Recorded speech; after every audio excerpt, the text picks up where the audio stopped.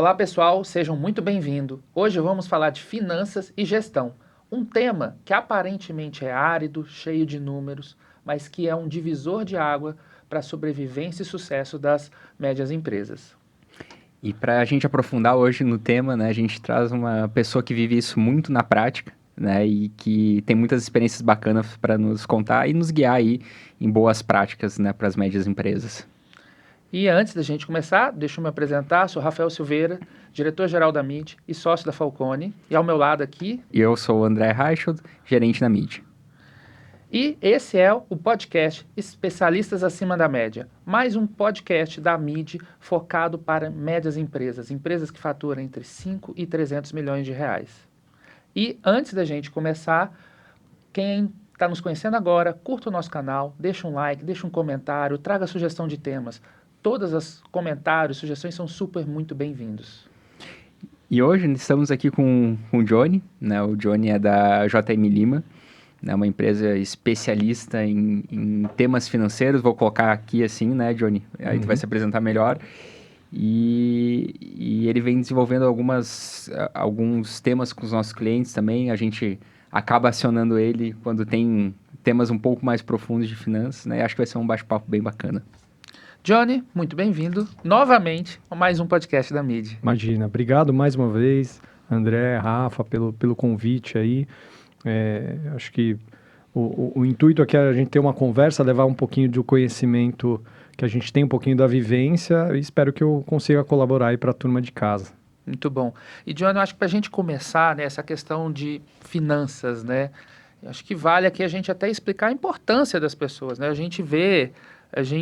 é um pouco curioso, né, se a gente vê a jornada das médias empresas, normalmente o empreendedor ele começa ali com uma boa ideia, com um modelo de negócio bom e vai crescendo, na hora que ele vê, ele dá uma explodida. E ele não dá tempo de organizar as coisas. Então, não é só finanças que fica por trás, é vendas, é a própria estratégia, é gestão, é pessoas, é cultura. Então, ele meio que é levado pelo mercado, né? Eu estava até esses dias conversando com um cliente e falou, eu não quis crescer, mas o mercado quis que eu crescesse, né? E como é que faz para se preparar na parte financeira? E isso, na verdade, não virar um gargalo da empresa, né? Olha, eu acho que de todos os cases que a gente acaba encontrando, né, de evolução da gestão como um todo, e obviamente a gestão financeira, tem uma coisa que é meio que uníssono em todos os clientes, que é o seguinte: um empresário, né, de uma média empresa, geralmente ele é um empreendedor que, como você mesmo disse, começa com um negócio. E aí, ou ele é ou ele é um bom produteiro, ou seja, consegue identificar uma necessidade no mercado e criar né, uma solução para atender essa dor, ou ele é um baita de um comercial, né?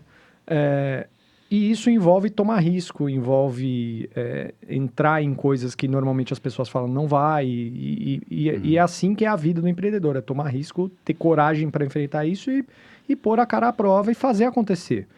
Só que tem uma terceira qualidade que é antagonista a isso, que é o papel de um gestor. O gestor é exatamente o contrário. Ele ele tem uma ação de preservação, né? De não tomar risco, de ser conservador. E eu acho que até um primeiro estágio da vida das empresas, né? Aquela empresa que está começando a ter mais robustez no faturamento, é muito de tomar risco.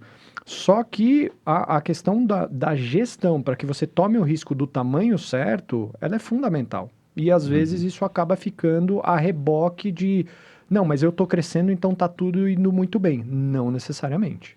O fato de você ter crescimento não significa que você está tendo um crescimento sustentável, que você vai performar e que isso vai ser longevo, né? Então, eu acho que isso é o mais importante para o empresário entender, né? A gente vê muitas empresas na faixa aí de 20, 30 milhões de faturamento. A gente até estava discutindo alguns cases aí, né, Johnny, na semana passada, que não tem a menor ideia de como é que elas estão performando em termos de resultado, né? Elas acabam, às vezes, se controlam receita, né? Mas o dado financeiro é só para pagar imposto, né? Ela não está preocupada com aquilo. É fato. Ou seja, se eu não conheço o problema, como é que eu vou agir, né? Como é que um médio empresário ele pode ter esse gatilho e em que momento ele tem esse gatilho para, de fato, começar a organizar desde a contabilidade e depois olhando os dados financeiros. Como é que tu vê esse caminho aí? Ao longo da nossa trajetória, falando, a JM Lima tem 28 anos de atuação no mercado. A gente já viu esse filme acontecer algumas vezes, Uhum. né? Eu diria que o empreendedor, ele precisa entender onde ele agrega mais valor, né? O que eu quero dizer com isso? Tem algumas cadeiras que são fundamentais que a empresa tem e que ele precisa ter o mínimo de formação e de estrutura para saber se alguém está performando bem, ou seja, se ele está tomando um bom serviço. Uhum. Então, por exemplo, dentro da contabilidade, não dá para dizer que um empresário que tem uma empresa que vende suco de laranja, ele vai ser um exímio contador. É muito difícil você ter essa carreira, não é impossível, mas... como eu falei, são características opostas. Mas ele precisa saber o mínimo da contabilidade para saber se aquele escritório que está atendendo, ou aquele profissional, aquele executivo, se ele está tomando o serviço da maneira mais adequada. E eu acho que o empreendedor ele precisa entender que, assim como ele está planejando o crescimento do negócio dele, ele precisa planejar a gestão do negócio dele. Uhum. Né? Não dá para imaginar que uma empresa que fatura 5, 6 milhões por ano, né, ela vai ter uma contabilidade, uma controladoria, uma estrutura totalmente estruturada e organizada como uma empresa que fatura 30, 40, 100 milhões por ano. Uhum. Né? Mas ele precisa estar preparado para isso. É quase que se ele for uma indústria, né, eu dou esse exemplo, se ele for uma indústria, para ele chegar num determinado nível de faturamento, ele precisa investir em máquina, ele precisa investir em equipamento, etc. Então, ele não pode negligenciar a gestão e ele precisa também investir em gestão, nos momentos onde ele já percebeu os primeiros sinais. Porque aqueles sinais, ao longo do tempo, eles só vão se agravar. Uhum. E se você tem uma dor, né, aquela dor ela só vai ficar pior. Né? Ou ela vai custar mais caro para ser resolvida, ou ela vai impactar na performance, na sustentabilidade do negócio. Então, é quase que planejar isso e a importância dele entender que ele precisa ter especialistas, né, como vocês na MID, a gente dentro da área financeira na JM Lima, para entender qual que é o step mais adequado que ele precisa ter a estrutura da gestão acompanhando o tamanho da empresa dele. E quais são os sinais que costumam aparecer, né, na empresa de que, opa, preciso me profissionalizar em finanças? E como é que tu vê a trajetória de uma maturidade inicial até uma maturidade robusta em termos financeiros? Tá. Eu acho que os primeiros sinais é quando ele não consegue ter ou a mão, porque na cabeça é ilusão achar que alguém vai lembrar de tudo, né? Mas ele ter de fácil acesso uma informação confiável para saber o quanto ele faturou, o quanto ele ganhou, quanto deixou de resultado, que linha ou que tipo de produto ele ganha mais, qual produto ele perde ou perde mais ou perde menos, qual é o cliente mais rentável, e não é o cliente que fatura mais, né? Qual o cliente que é mais rentável, por que ele é mais rentável. Então, são algumas, o quanto ele está pagando de imposto, quanto está custando a estrutura fixa, o que é variável. Então, são algumas informações básicas que ele precisa ter à mão muito rápido. Por quê? Porque isso faz parte de um processo de gestão para qualquer estágio de maturidade, né? Se ele não, e a maioria dos empresários tende a ficar muito acostumado, principalmente nos estágios iniciais, ao faturamento. Eu faturei tanto. Isso é um grande e um grave erro, porque você precisa olhar todas as linhas, né? Você não pode olhar só para a última linha, mas você precisa entender a composição também, para entender se uma dor ela está sendo piorada ou não. O que eu quero dizer com isso? Num primeiro ano, ele teve um bom resultado, mas ele não sabe como o custo fixo e o custo variável, etc., variou dentro da companhia. No segundo ano, ele teve um ano com mais faturamento e com um resultado pior. Por quê? Então, se o empresário já não sabe os porquês e já não tem de fácil acesso aos indicadores confiáveis, já é um primeiro sinal de alerta que ele precisa evoluir na gestão dele. Então, para quem está assistindo em casa, acho que essa é a primeira dica objetiva, né? E não é saber o quanto eu faturei. Isso é básico e é uma ilusão achar que isso significa alguma coisa de qualidade. Né? Eu acho que, Jones, aqui você trouxe alguns elementos que vale até a gente tentar quebrar, né? Eu acho que o primeiro ponto é que essa jornada do empresário, né? Ele está muito sempre focado no cliente, no produto, ele é produteiro, né? Ele tem que entender que ele vai ter que evoluir como profissional, ele vai ter que se preparar, né? Então, quando a gente se propõe fazer uma coisa que a gente não sabe, a gente se prepara para isso. Eu não sei, por exemplo, mergulhar. Eu vou ter que fazer um curso, eu vou ter que aprender como é que mergulha. Então, eu vou me preparar para aquilo porque é o meu desejo. E acaba que essa questão de gestão, e antes até de finanças, né, de gestão, Fato.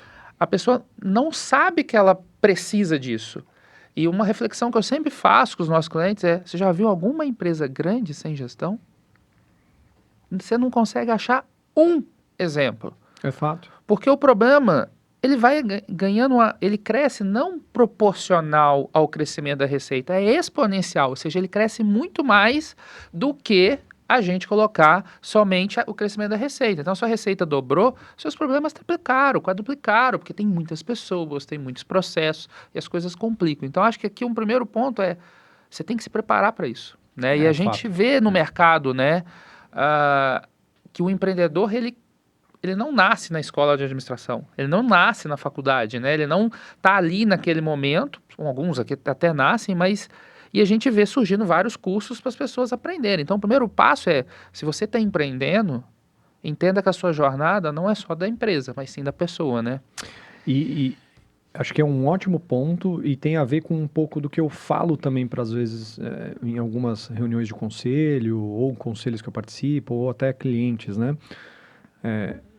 Eu falo, cara, uma empresa é um bando de gente fazendo alguma coisa, né? Quando elas estão caminhando para o mesmo lugar, com o mesmo objetivo, e na mesma velocidade, a gente chama elas de uma organização. Mas no fundo, é um monte de gente buscando algo, né? O empresário precisa entender, né, seja ele qual for o tamanho do negócio dele, se ele está no estágio mais inicial, no meio da jornada, está já num momento mais estruturado, é que para que ele se diferencie, como o nosso próprio programa chama, né, especialistas acima da média, ele precisa ser acima da média da gestão. Ele precisa ser. Não tem como, porque senão ele vai ficar pelo caminho. E é isso que vai diferenciar ele, não só de longevidade, né, de resultados, mas também de enfrentar alguns momentos um pouco mais turbulentos no mercado, né?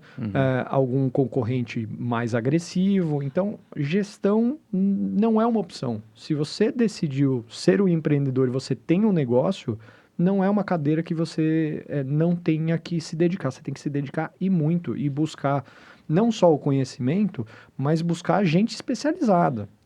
Porque também é um erro do empresário que se confunde com o negócio que está faturando 5, 6 milhões, né? E tem muita da mão do empresário em quase que todas as etapas ali da empresa, para uma empresa que fatura 80 milhões.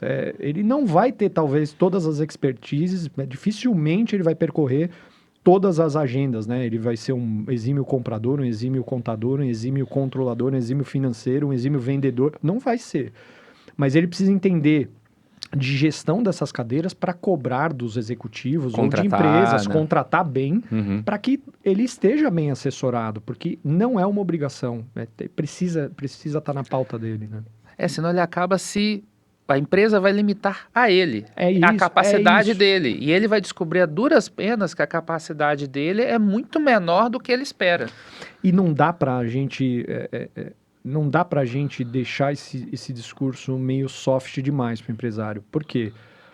Se ele trouxe a venda para dentro da empresa, o problema da porta para dentro da empresa é o problema da empresa. Então não dá para falar que o cliente A, o cliente B, o meu fornecedor isso, o mercado... Cara, é um problema de gestão. E precisa ser resolvido e você está na cadeira para tomar decisão, né? E é isso que às vezes se perde um pouco entre o que é a minha responsabilidade, o que é a responsabilidade do outro, o que é a minha empresa. E o que você falou é verdade, os problemas eles crescem exponencialmente. Então, se ele não tiver o mínimo, né, de capacitação e buscar suporte, seja para implementar processos, para melhorar a gestão, para melhorar alguma etapa do processo dele, ele vai ter problema. E a capacidade que ele vai ter de resolver vai ser muito menor do que dos problemas se criarem sozinhos, né? Eu vou deixar você falar, tá, André? Só um minutinho.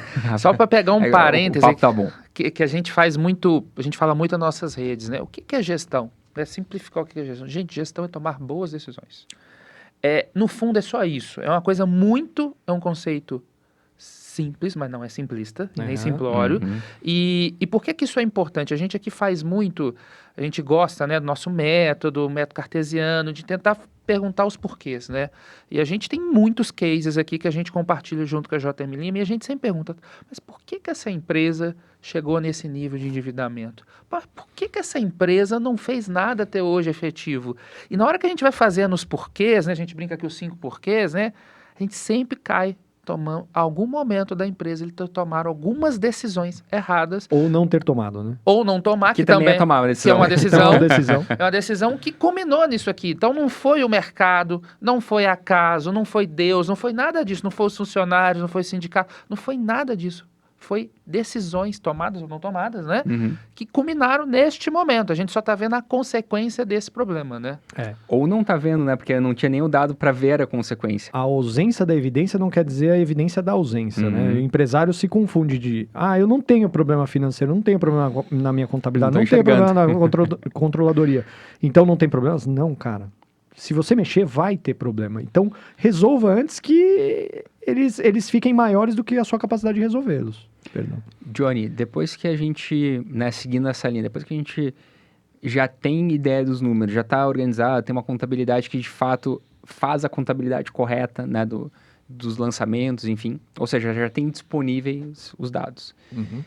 Quais são aqueles indicadores chaves, né, olhando endividamento, liquidez, rentabilidade, lucratividade, enfim, que um empreendedor ele precisa olhar, né, para conhecer o problema. Já tenho o dado, já resolvi a primeira etapa. Agora, beleza, agora que eu tenho o dado, o que eu tenho que olhar, sim ou sim, com qual frequência, para eu tomar as decisões? Tá. Antes de responder tecnicamente, eu vou fazer um paralelo, né? Uhum. Toda empresa precisa saber onde quer chegar, né? Uhum. E o paralelo que eu faço isso é um bom plano orçamentário, um bom plano de negócios, com uma peça financeira que sustente isso. Porque esse é o primeiro parâmetro para a empresa saber se aquilo que ela planejou, o objetivo que ela tem, está sendo seguido. As outras informações, elas têm a ver de como ele está performando do ponto de vista de resultado, e aí a DRE, ela é rainha para que você entenda, né?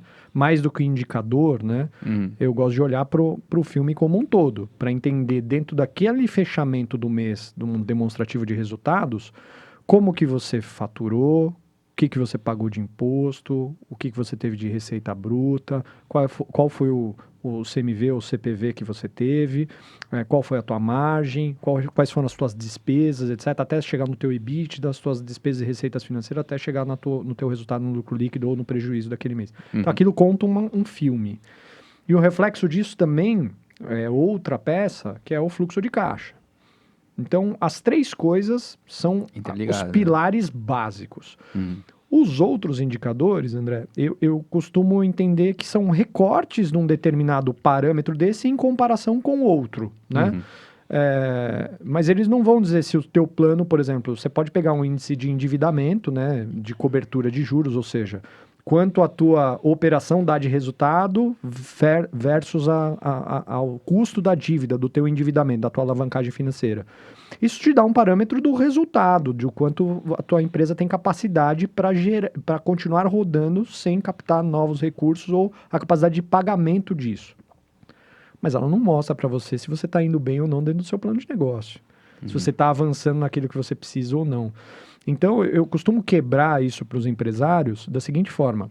Para onde nós queremos ir? E a peça orçamentária é fundamental. Qual é a fotografia que nós estamos imprimindo mês a mês através da nossa DRE? E como que a gente está deixando, do ponto de vista de combustível, né, para o nosso equipamento, né, para a nossa engrenagem funcionar, que é o nosso fluxo de caixa. Eu estou consumindo muito combustível ou eu estou deixando algum resultado, está me sobrando alguma coisa no meu tanque de reserva, que é como a gente gere o caixa. Depois disso, eu acho que aí tem indicadores mais específicos para cada um dos negócios, né? Então, se é uma indústria, eu diria, todos os indicadores operacionais, aí eu pensaria muito na ineficiência, porque esse é é um parâmetro que eu gosto de olhar, porque a maioria das empresas que a gente já passou, elas planejam uma coisa, um tamanho de estrutura muito maior do que a capacidade dela de venda e de produção. E aí você tem uma estrutura que custa muito para um atendimento muito menor. Então eu olharia para o quanto você está deixando de horas disponíveis ali, que seria a sua ociosidade, basicamente, né? Que vai impactar em rentabilidade. Total. Né? E também o custo, né, da tua operação, seja custo fixo, e aí, cara, começou o mês, você já tá rodando o reloginho ali e com a estrutura grande ou pequena, já está consumindo o recurso da companhia. Eu olharia para índice de eficiência, que a maioria das empresas deixam de olhar, que é se é uma indústria, de novo, o que ela está produzindo de resíduo? Esse resíduo está sendo aproveitado onde? Você está conseguindo extrair o melhor? Você está perseguindo fazer mais com menos? Porque tem muito, gente, assim, invariavelmente nas indústrias, quando a gente vai olhar, tem muito desperdício. Tem muito desperdício. Eu falo o seguinte, eu vou visitar uma empresa, eu olho pro negócio, a gente vai e olha o descarte de material. Cara, se ali já tem material virgem, etc., eu falo, cara, essa empresa já está com um problema sério aqui dentro da produção. Porque ela está desperdiçando material virgem. Aparece não só no indicador, mas aparece ao vivo. Ao vivo, fisicamente. Fisicamente. Fisicamente, né? Então, olhar para os indicadores operacionais, seja uma indústria, se for uma prestadora de serviço, como você está alocando aqueles recursos para atendimento daquilo. E aí, acho que os desdobramentos por áreas, né? O quanto você está sendo eficiente dentro da área de compras, dentro do teu comercial, e, obviamente, como você está gerindo os outros recursos de capacidade de investimento, de financiamento, etc. Legal. Mas eu acho que, falando de básico, né? O empreendedor ele precisa ter as 3 primeiras peças, né? Um bom plano orçamentário, uma DRE consistente e um fluxo de caixa bem apurado. Ali já vai ter muita história da companhia dentro daquele período que ele está analisando. Os outros indicadores ele vai afunilando à medida que o próprio processo de gestão vai se sofisticando. Porque de nada adianta, né, a gente falar, olha só, o meu índice de cobertura de juros é X, minha eficiência produtiva é Y, meu índice de liquidez seca, corrente. Cara, tem um monte de indicadores que a gente pode colocar. Mas tem que ser olhados de forma conjunta, acho que é o ponto, né? É isso. Não isoladamente. É isso, né? é exatamente isso, né? Eu acho que o empresário precisa entender isso, né? Que ele precisa olhar o filme que está sendo contado dentro daqueles indicadores. E se o indicador não é confiável, cara, significa o seguinte, a gente está com um instrumento, né? Se a gente é um avião, a gente está com um instrumento descalibrado. Precisamos arrumar a casa, né? Eu acho que, Johnny, aqui essas 3 dicas aí para quem está nos escutando se você não tem planejamento orçamentário, nós estamos no primeiro trimestre já de 2026, se você não acompanha todo mês a DRS, o fluxo de caixa, sinais amarelos e vermelhos estão aí. Total. E incrivelmente, a gente deve encontrar algo próximo aí, uns 30% a 40% dos empresários que a gente conversa, que não dão check nessas 3 informações. E aí fica muito complicado essa mesma empresa discutir uma linha de crédito, discutir se eu pego crédito curto prazo, longo prazo, prazo de recebimento para os meus clientes, como é que eu vou mudar minha política de pagamento. Então aí você começa a ver a situação que a empresa fica porque ela não está olhando para os números. É fato.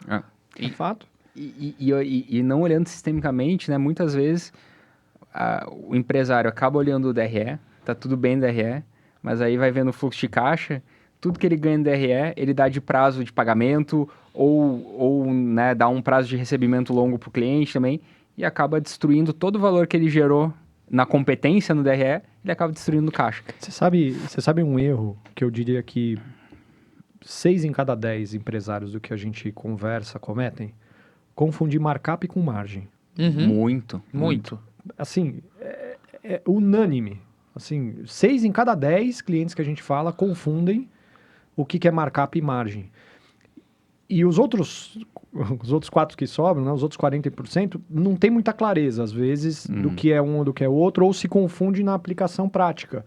Porque é o que você falou, pô, legal, esse produto está me dando 20% de margem.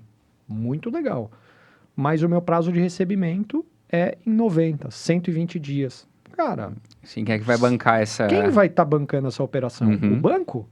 O capital próprio? O capital do acionista? Então você está tirando dinheiro de algum lugar para financiar o teu cliente, né? E é isso que às vezes os empresários, eu tendo a simplificar para facilitar o entendimento, que é assim, todas as empresas no Brasil, se você vende a prazo, e um dia é prazo, tá? Uhum. Você é um agente de crédito. Então você está fomentando crédito. Uhum. Perfeito. Se você está fomentando crédito, significa que você está financiando o seu cliente. Então, se você que está assistindo em casa aí, você já fez a conta do quanto está custando para o seu cliente esse financiamento? Tem que estar na conta do teu produto. Não interessa se você vende xícara, se você presta um serviço, se você é uma distribuidora. Se você financia para o seu cliente, você tem que fazer uma conta financeira. E não se engane, gente. Para quem vende para grandes clientes, do outro lado, o seu cliente sabe fazer a conta. Uhum. E tem muito a ver, né, Johnny, assim, o Rafa trouxe isso, a questão de decisões de investimento, né, ou decisão de aplicação daquele dinheiro na empresa. A gente confunde muitas vezes o investimento só como investimento em máquina, né, em novos, geralmente novas máquinas, imóveis e tal, mas a gente esquece desse investimento no capital de giro, que é onde realmente a coisa aperta, né, mais do que o investimento. Porque é um dinheiro que é quase invisível para o empreendedor, que ele está feliz lá, que ele está vendendo mais, né? Mas ele não vê todas as consequências da visão sistêmica mesmo da empresa. Sim. Né? De conseguir enxergar o todo. Né? Sim. Que acho que volta sempre para a questão de eu conseguir enxergar o todo e eu tomar a melhor decisão com todas as informações que eu tenho. Se falta informação e falta conhecimento, eu vou tomar sempre decisões olhando para estimular uma parte só do sistema e não o todo. Né? E acaba gerando todas essas consequências. Né? E eu vou além. Porque não vi isso só uma vez, gente. Em 28 anos de história na JM Lima, a gente já viu isso algumas centenas de vezes. Aquele negócio que teve um crescimento absurdo em 4, 3, 5 anos, que seja, cara, olha com atenção. Se você é o dono de um negócio que está crescendo exponencialmente, cuidado. Porque ou você está financiando o teu cliente, isso pode não estar na tua conta, ou está te custando muito do ponto de vista de estrutura, e aí você precisa entender se o custo do dinheiro, o custo de captação, o recurso do terceiro tá bem aplicado, e se paga o teu e se vai pagar a conta. E se paga o teu WACC. Exatamente. E se você coloca num agravante que você não tem clareza de todos esses indicadores que eu falei com profundidade, cara, você pode estar à beira de um colapso. Porque o custo do crescimento, né, ele às vezes não está sendo precificado, né? É o que a gente fala do custo marginal, né? A gente já viu isso em aulas de economia, etc. Que é, quanto custa para você crescer mais R$1 do teu faturamento, né? E não é só, mas eu tenho ociosidade. Sim, você tem ociosidade, mas a depender do volume que você está crescendo, a tua estrutura não tem esse capacity. Não foram 1, nem 2, nem 10 casos que a gente já viu empresas que o ponto de início de ruptura para ela ter uma crise mais agravada de gestão e, consequentemente, com impacto financeiro, foi ele ter conseguido conquistar uma grande conta de um varejista que duplicou o faturamento dele. Mas de um ele varejista, exige 180 de um dias. grande cliente. Por quê? Porque esse cara vai ter prazo, como ele compra volume, ele tem preço baixo, né? Ele tem uma força de negociação que você vai acabar cedendo como empresário. E aí, na prática, você não quantificou que se o cara vai te pagar em 120 meses, em 90 meses, você vai precisar custear o teu cliente em 90 dias, 120 dias. Isso é o custo para você atender esse cara. Então, a empresa também precisa se planejar. Então, às vezes, nem tudo que é oportunidade é uma oportunidade. Eu falo isso muito, por isso que eu falei no início da nossa conversa das habilidades antagônicas, né? O perfil de um gestor, uma empresa com boa gestão, é aquele perfil que vai avaliar o risco antes da tomada, né? Porque, cara, é uma insanidade eu chegar para algum empresário e falar assim, não vende para determinado cliente, porque esse cliente pode te matar, né? Você vai falar, bicho, você tá louco, eu tô crescendo, etc. É uma conta que eu sempre quis, é uma conta que eu sempre busquei. Eu sempre quis, tô trabalhando isso há 1 ano e meio, há 2 anos, tá bom, mas você precificou isso? Quem vai financiar essa operação? Não, ele vai me pagar a primeira... Né? A gente ouve muito isso.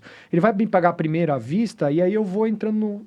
Tá bom, mas e o restante da tua operação, a tua estrutura, a tua eficiência, o teu desperdício? O teu fornecedor te dá prazo para você comprar o dobro de volume do que você compra hoje? Você tem gente para fazer tudo isso? Tua máquina, você nunca rodou com esse tamanho de faturamento, é a primeira vez que você está rodando, então aquilo que pode parecer um baita de uma alavanca, pode ser uma alavanca para um problema mais grave, né? E aí, conectando com a questão do orçamento, tem uma outra questão de orçamento, que é os nossos clientes às vezes fazem um orçamento só do DRE, mas eles não fazem um orçamento de caixa e o de financiamento, né? O de caixa geral, olhando operacional, financeiro e de investimento. Sim. Então, tem essa questão, ele não está olhando o sistêmico aí também. E eu acho que um outro ponto que conecta com tudo é como é que eu tenho o design da minha organização que vai refletir no orçamento e que vai refletir no resultado, né? Essas coisas também não estão conectadas, né? Então, o orçamento, quando tu fala, né, Johnny, tem essa preocupação de... Não é também só orçamento só do DRE. Tem os outros orçamentos que têm que ser feitos. É o né? impacto como um todo, né? É o impacto como um todo. E outra, isso vale para... A gente já teve cliente que era prestador de serviço, né, de facilities. Então, você falar, por exemplo, de uma venda de um grande contrato, significa você ter que contratar, às vezes, 30, 60, 80, 100 pessoas do dia para a noite e colocar em treinamento. Cara, você tem um RH que vai conseguir fazer isso? Uhum. Porque é fácil olhar pela venda, pelo efeito do contrato, etc. Mas e a operação? Como você vai sustentar isso? Então, a gente precisa tomar cuidado, porque quando a gente fala de crescimento, significa que a gente, naturalmente, né, está indo mais longe. Ir mais longe significa precisar de mais combustível. Da onde vai vir esse combustível? Porque é isso, se você vai daqui até Belo Horizonte, você tem algumas paradas de abastecimento. Se você vai para a Bahia, você não pode deixar para abastecer o teu carro na Bahia. E é isso que às vezes o empresário esquece. Fala assim, não, tudo bem, mas eu ia já até Belo Horizonte de carro, agora que eu vou até a Bahia, mas vai chegar lá na Bahia e eu vou abastecer. Sim, isso é o pagamento do seu cliente. Mas como que você vai de Belo Horizonte para a Bahia sem abastecer nada? Vai ter que ter o combustível. Da onde vem esse combustível? Quem vai pilotar o teu carro? Como vai ser a tua estrutura? Como vai ser essa caminhada, né? E aí é a peça do orçamento nas derivações dela, porque eu já cansei de olhar para a empresa que você fala, legal, o resultado vai ser pequeno esse ano. Aí você faz o desdobramento disso do ponto de vista de efeito de caixa e vai te custar algumas dezenas de milhões de reais. Da onde vai vir esse recurso? Né? Você vai captar no banco? Tudo bem, banco é um excelente agente financiador, mas está precificado esse custo? Você vai ter capacidade ou o banco vai exigir um monte de coisa que vai talvez até travar a tua operação? Então, é isso que quando a gente fala de gestão, parece ser difícil, gente, do ponto de vista da disciplina. E acho que isso é um ponto importante. Precisa ter disciplina. Gestão significa disciplina. Significa você acompanhar alguns processos, você ter indicadores para mensurar, mas você ter disciplina. Né? Uhum. E conectando com uma pergunta anterior que você fez, que é quais os passos, né? Depois que você tem todas essas estruturas, você precisa fazer algo que é uma premissa básica dentro do modelo da própria MID, né? Uhum. Que é como as áreas conversam. Porque não adianta você ter a indústria andando a 200 por hora, a área de compras andando a 50 e o dono da empresa tentando organizar a coisa. Não vai funcionar. Você precisa arquitetar para que isso também desdobrar o plano orçamentário. É isso. Né? E eu acho que é aí que vem, na verdade, até fazendo o link da parte inicial, né, da complexidade de empresas que crescem muito rápido. Fazer esse ordenamento, essa arquitetura com a empresa que está duplicando todo ano é praticamente impossível. É isso. Não tem como essas áreas crescerem. Até tem, mas elas vão ter que estar mais inchadas do que deveriam para conseguir absorver, ter esse colchão, né? E isso acaba sendo um limitante, né? Eu acho que tem um outro ponto também, que você comentou ali do vendedor, né? Normalmente quem vende é um empreendedor, né? De forma geral, o empreendedor, diferente do gestor, ele tem dificuldade de dizer não.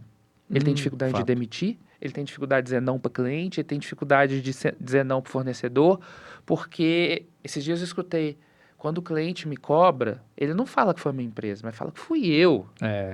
É o meu nome, é a minha Uhum. reputação. Então, quem está nos escutando, gente, o empreendedor é muito mais difícil dizer não. Então, aceite isso, você vai ter mais dificuldade de dizer não. Então, é melhor até alguém do seu time fazer essas coisas, porque tem hora que você tem que dizer não para alguns clientes, porque essa conta vai te quebrar, né?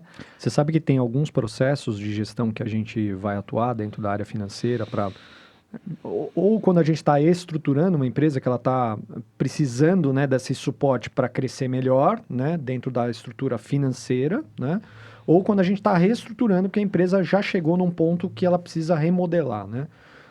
Isso é uma das premissas do nosso trabalho, que é, às vezes, preservar o empreendedor, preservar o empresário, para que o não venha da gente. Porque, tecnicamente, a gente tem a defesa, tem a estrutura, já lidou com N casos e para tirar um pouco, eu falo que o empresário em alguns momentos ele precisa ser o portador das boas notícias. As más notícias, em alguns momentos, ele precisa se preservar para continuar tendo a imagem institucional, o viés político, político no sentido de você ter o relacionamento com o seu cliente, com o seu fornecedor, com um banco, com um credor e assim por diante. Então, é importante que ele entenda isso e ao longo dessa trajetória, ele vá se munindo de estrutura, né? Seja com assessorias terceirizadas, né? Com trabalho outsourcing, ou com processos que vêm, entregam um determinado produto para ele e retornam, né? A gente faz isso muito nessas peças orçamentárias, ou venha num projeto acompanhado, como o de vocês, que você determina, faz o desdobramento de metas, faz as áreas compartilharem o andamento de planos de trabalho, plano de ação, de indicadores. Então, com isso, você consegue dar mais robustez para o processo de decisão dele ser mais efetivo no dia a dia. Né? E Johnny, deixa eu pegar um gancho que você está falando aqui de financiamento e tudo mais. Eu lembro das primeiras vezes que a gente começou a conversar, algumas dicas que você falava, olha, como é que eu posso ver como é que está o meu relacionamento com o sistema financeiro, né?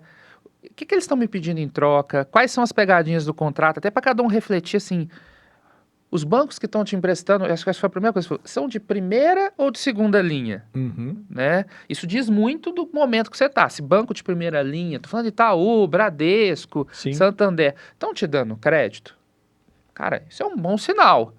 Agora, não, esses já fecharam a porta, eu já estou indo para um segundo, terceiro nível. Quais são ali para as pessoas, mesmo sem olhar os números, você vai dizer, poxa, tem algum problema? Garantia, né? Que acaba, tem hora que a pessoa já deu a vida inteira, a pessoa física, como garantia, e acha que está conseguindo ali um bom negócio, né?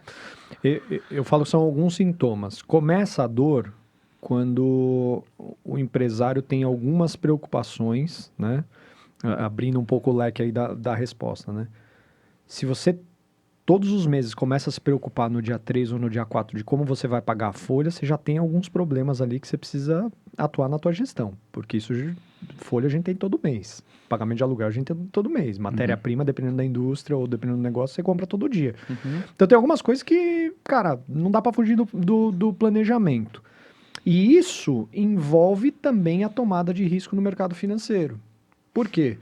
Se a empresa não se planeja, e aí, gente, para quem está ouvindo isso no carro, em casa, enfim, se você não se planeja, você tende a tomar uma decisão pior.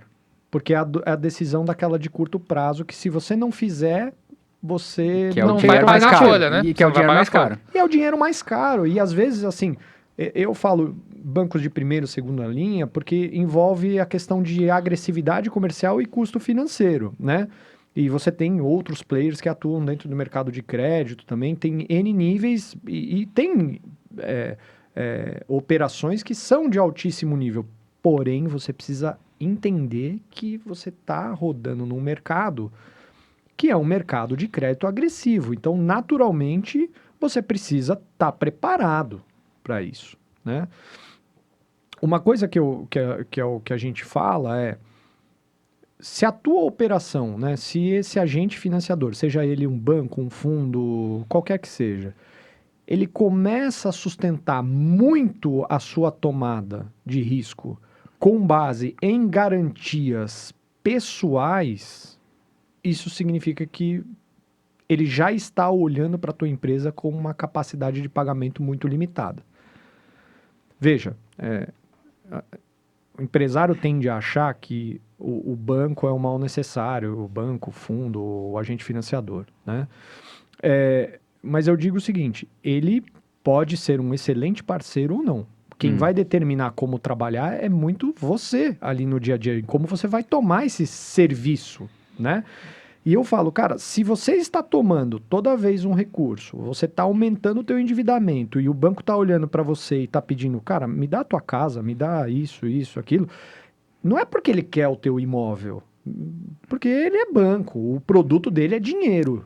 Ele pega em dinheiro de investidor e empresta dinheiro para quem é tomador, né? Então, ele nunca vai querer o teu imóvel. Mas ele já está entendendo que a tua capacidade de devolver para ele esse recurso, ela já, pela empresa, por vias normais, talvez ela esteja ameaçada. E isso é muito claro quando você olha para algumas empresas, quando a gente vai fazer o diagnóstico de empresas em reestruturação, você olha a lista do endividamento. Putz, cara, aí tem 4, 5, 6, 8 bancos, mais 10, 12, 15 fundos, mais uns 3 players menores, mais agente não sei o quê, crowdfunding. Fala, cara, essa operação, ela tá montada para só captar recurso de fora, ela não tá rodando ela mesma. A operação não garante que a empresa sobreviva. É isso. E assim, é obrigação do banco saber fazer a conta e é obrigação do banco saber dizer e fazer a tua avaliação de política de crédito. E eles fazem isso razoavelmente bem, né? A gente do outro lado, né, como empresário, precisa saber fazer também todo esse cálculo para entender o seguinte, fala, meu amigo, não tá fechando a conta, eu tô tendo que me financiar muito. E eu entendo o empresário, porque depois que você tá no giro, para você sair dele é muito mais difícil. Mas tem jeito, tem um monte de formas de você fazer isso, mas envolve gestão, envolve planejamento, né? E Johnny, eu acho que, né, organizei a casa, né, conheci meus números, sofistiquei um pouquinho com o olhar das 3 peças e de um orçamento de longo prazo. E eu acho que essa quarta etapa é justamente como é que eu estruturo soluções financeiras mais abrangentes, né? Que aí não é só ir no banco da esquina e pegar um empréstimo. Para que eu vou usar o empréstimo? Né? Vou usar para alongar? Vou usar para encurtar algum prazo? Vou usar para um investimento? Vou financiar o meu fornecedor? Vou financiar meu fornecedor? Vou financiar meu cliente? Vou financiar a minha estratégia de crescimento. Mas assim, o banco ou quem está te emprestando dinheiro, se ele souber que tu tem isso muito claramente, ele vira teu parceiro. Só que isso é uma coisa que os empresários no Brasil, eles têm, na média, um preconceito. Porque se tomou muito esse negócio de banco ser apenas né, empresta o dinheiro e cobra um juros altos. Mas não, o banco, quando ele enxerga isso, o banco ou a estrutura financeira, e que a gente consiga tomar um empréstimo que custa menos que o meu custo de capital próprio, que sempre vai ser, quando a gente entende esse clique, ele pode ser um super impulsionador do crescimento. Eu acho que é um excelente ponto e eu falo isso pro empresário. Eu falo, olha, ninguém empresta dinheiro para ninguém quando você tem um problema. Sim. Problema significa, né, falta de capacidade de pagamento, não me planejei, não me organizei. É isso que um agente financiador, né? Se você tá em casa e alguém vai pedir dinheiro emprestado para você, fala, cara, eu tô com um problema, preciso de ajuda. Às vezes a gente tá batendo na porta do banco assim. Banco não gosta de problema, banco gosta de oportunidade. Oportunidade de negócio, onde ele saiba que ele vai aportar o recurso, você vai executar aquele plano, né? E ele vai ter o retorno do produto do dinheiro que ele te financiou, certo? Então, o empresário precisa entender que esse é o jogo. Ele precisa, dentro da gestão, estar muito bem organizado para poder transformar problemas em oportunidades, né? E com isso, fazer as alocações adequadas, né? Perfeito. Pegar dinheiro, gente, para pagar conta velha, isso é o maior erro, mas tem muita gente que comete. Diria 8 em cada 10. E muitas vezes o dinheiro, ele tá na operação. Se eu melhorar a minha operação, né? E até assim, no limite, se questionar se aquele modelo de negócio ele vai para frente, eu acho que tem que ter uma clareza, né, do empreendedor. Bom, talvez esse projeto acaba Não por faça aqui, sentido. não faz sentido. Isso pode ser uma decisão do que eu, né, financiar minha operação, que deveria se autofinanciar, financiar com dinheiro caro. Agora, Total. pelo outro lado, né, se para de pé, poxa, por que que eu não vou colocar um combustível de qualidade, um dinheiro do banco que tá, ou né, do credor, que está correndo um risco comigo e ele exige menos. Essa virada de chave é muito importante. A gente tem, como o Rafa colocou um pouco antes, né? O empresário tende a ter dificuldade em falar não, Sim. porque ele entende que às vezes o não está correlacionado a insucesso, a fracasso, etc, né? Mas as coisas vão dar erradas. As coisas vão ser problemáticas, a gente vai ter algumas dores ao longo do processo, é natural, e a gente, com isso, avalia, faz o diagnóstico para corrigir para as próximas.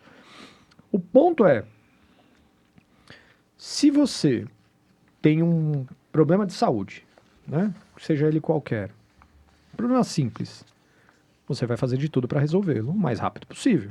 Porque, naturalmente, você entende que isso pode acarretar em consequências mais graves, certo? Perfeito. Por que que o empresário não faz isso com a empresa? Por que que a gente usa, às vezes, continua deixando gente que não é capacitada numa cadeira sem entregar valor para a companhia? E uma cadeira, às vezes, cara. Uma cadeira cara. Por que que a gente está custeando uma operação que o próprio empresário já percebeu, às vezes, que não faz muito sentido? Por que que a gente está vendendo para aquele cliente que dá muito trabalho e não deixa resultado? Então, por que que a gente não toma a decisão de cortar esses problemas? Porque não dá, gente, são escolhas, né? E eu falo, falar, o foco, né? Não é o que você vai falar sim, é o que você vai falar não. Uhum. E para quem é empresário, todo dia você tem que falar não para um monte de coisa. Para um monte de oportunidades que não são oportunidades. A gente dá um exemplo, às vezes, lá na JM Lima. Eu falo, olha, você tem uma Ferrari que custa R$200 mil, 0 quilômetro. Baita oportunidade. Mas você não tem R$200 mil. Esta oportunidade não é para você agora. A Ferrari de 6 milhões está por 200 mil, mas eu não tenho 200 mil. Não dá para você alcançar. Não adianta você imobilizar sua casa, seu carro, isso, aquilo, se mexer. Tá bom, você aproveitou a oportunidade, você faz o que com a Ferrari depois? Como que você paga quem te financiou? É só um exemplo bobo, mas é o que você falou, né? De transformar o simples, né? Entender os porquês e falar assim, cara, se não tá me dando resultado, não tá me dando retorno, o esforço é maior do que o impacto ou o resultado que eu estou tendo, por que que eu continuo fazendo isso? Por que que eu continuo atendendo o cliente? Por que eu continuo insistindo nessa estrutura? A gente precisa ser mais... E esse é o trabalho de um bom gestor. É ser cartesiano, né? Claro que respeitando, né? E equilibrando todos os o valores, empreendedor. equilibrando e tal. Essa é a dinâmica, mas em alguns momentos falar, cara, não, corta, estrutura, renegocia, não funciona nesse formato, né? É isso mesmo. Johnny, nós estamos chegando no nosso bloco final Opa. aqui, mas eu queria até fazer uma pergunta falando do nosso contexto. Como é que está a perspectiva para esse ano de 2026, lendo aí principalmente o mercado financeiro, a questão de juros, que você está ali no dia a dia negociando com esses players financeiros, né? Olha, o cenário, ele é um cenário que eu diria de atenção. O empresário precisa estar atento ao mercado. Das duas lógicas. Primeiro, porque hoje a gente está num cenário com uma inadimplência crescente. Né? Para quem se interessar, pode pesquisar aí alguns indicadores do Banco Central. Né? Uhum. Tem um pouco de defasagem nesses indicadores, então acho que a última vez que eu olhei ele estava até setembro ou outubro de 2025. Então temos aí uns 4, 5 meses de defasagem. Mas a inadimplência na pessoa física está bem alta e a inadimplência na pessoa jurídica tá em níveis preocupantes, em alguns segmentos mais, outros segmentos menos. A gente, inclusive, divulga nas nossas redes sociais também, para quem quiser acompanhar, a gente sempre divulga isso a cada mês, um quadrinho, para quem quiser se interessar mais por isso. Então, isso significa que se a inadimplência está aumentando, significa que você precisa ser mais cauteloso na concessão de crédito, né? Isso significa venda a prazo. Então, cuidado com os movimentos de crescimento em um ano onde a gente tem uma inadimplência crescente, porque às vezes você vai crescer, vai vender, mas não vai receber. E isso pode custar muito caro para quem está com uma operação que já está apertadinha ali. Ao mesmo tempo, a gente vê algumas perspectivas, né, de juros tendendo a se diminuir, até porque o governo, né, tem uma pressão forte para se voltar à atividade econômica em alguns setores, em alguns segmentos.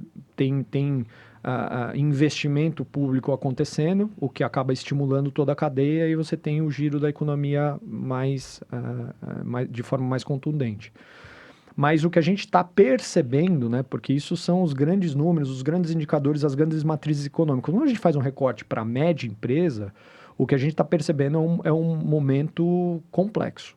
Um momento onde, às vezes, você tem alguns tiros, né, de crescimento e de avanço comercial. Então, você vende bastante, você performa bem e depois, no próximo mês, uma retração porque o produto, a depender da linha, está parando na gôndola, está ficando no supermercado ou os estoques estão abastecidos. Então, eu diria que é um momento de cautela e é o momento de se fazer readequações.